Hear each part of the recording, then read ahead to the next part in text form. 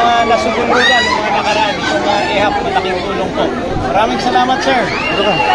Huwag kayong magpasalamat sa amin dahil trabaho natin yan.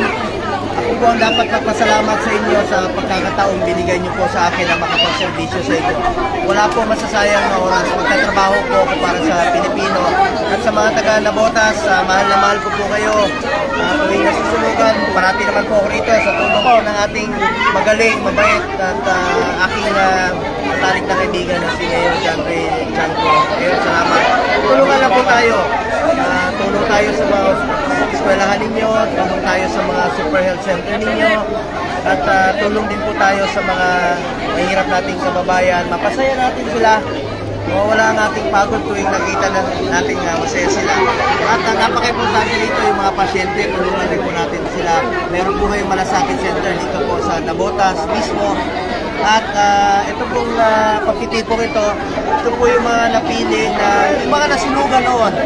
Babalikan natin sila, bibigyan natin sila ng pambili ng housing materials, pambili ng pako, pambili ng yero, para makatayo muli. Ito yung mga nakaraang mga buwan na nasunugan.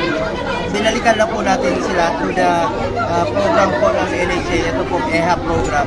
Pambili po ito ng pako. Ito yung sinulong natin ng programa para po sa mga nasunugan. At bigyan natin sila ng pag-asa. Dahil tuwing nasusunugan, back to zero po ang mga yan.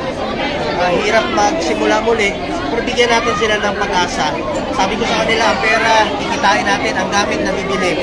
Subalit yung buhay ay hindi po nabibili ng pera. A lost life is a lost life forever. Pangalagaan po natin ang buhay at kalusugan ng bawat isa. Salamat po. Maraming salamat. I love you. Salamat.